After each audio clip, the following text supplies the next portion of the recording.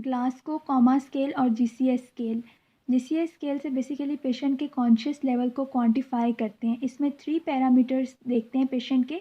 एक तो देखते हैं कि क्या पेशेंट अपनी आइज़ ओपन कर सकता है या नहीं कर सकता, क्या पेशेंट बोल सकता है या नहीं बोल सकता, और क्या पेशेंट अपनी बॉडी को मूव कर सकता है या नहीं कर सकता।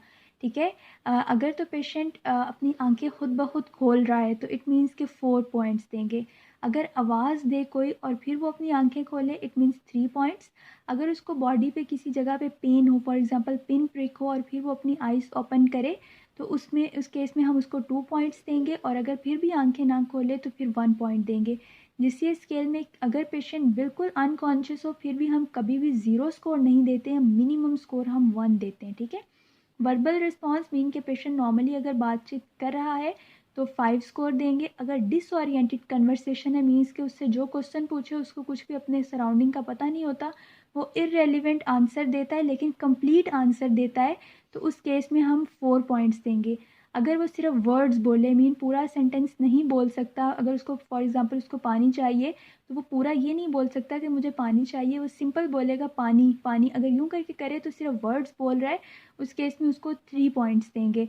अगर वो वर्ड्स भी ना बोले, सिर्फ साउंड्स उसकी प्रोड्यूस हो, तो उस केस में हम उसको 2 पॉइंट्स देंगे। और बिल्कुल ही वर्बल उसका कोई रिस्पॉन्स ना हो, ना बात करे, ना वर्ड्स बोले, ना ही कोई आवाज़ आए, तो उस केस में उसको 1 पॉइंट देंगे। ठीक है। अगर पेशेंट अपनी बॉडी को नॉर्मली मूव कर रहा है तो उस केस में उसको 6 पॉइंट्स देंगे। अगर पेन को लोकलाइज कर सकता है तो 5 पॉइंट्स देंगे। अगर पेन हो और अपने हाथ को पीछे खींच ले, ठीक है, अगर पिन प्रिक करें और वो अपने हाथ को पीछे खींच ले, फिर हम देंगे 4 पॉइंट्स।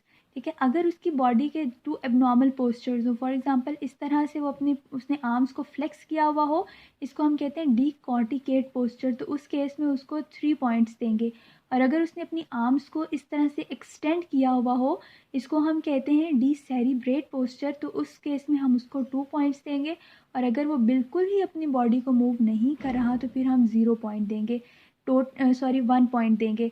टोटल जीसीएस स्केल के स्कोर्स 15 होते हैं। इन सारे स्कोर्स को हम ऐड करते हैं, टोटल 15 बनता है। ठीक है। जब भी पेशेंट की हेड पे इंजरी होती है किसी किस्म की, तो जीसीएस स्कोर बेसिकली कम होना स्टार्ट हो जाता है। अगर तो माइल्ड इंजरी हो तो जीसीएस स्कोर 14 to 15 होगा।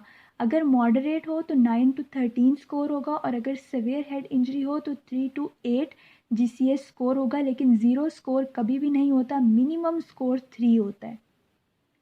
इसमें बहुत सारे सिनेरियोज बनते हैं। एमसीक्यूज में आ जाता होता है कि पेशेंट पेन लोकलाइज कर रहा है या डिसओरिएंटेड स्पीच है उसकी और पेन पे रिस्पॉन्ड कर रहा है, आइज़ ओपन कर रहा है, तो कितना उसका जीसीएस स्कोर होगा, तो उसका स्कोर 11 होगा। जिस तरह पेन को लोकलाइज करें तो 5 पॉइंट्स देंगे, डिसओरिएंटेड स्पीच हो तो 4 पॉइंट्स, और पेन पे आइज़ ओपन करे तो 2 पॉइंट, तो टोटल उसका स्कोर कितना हो गया, जीसीएस 11।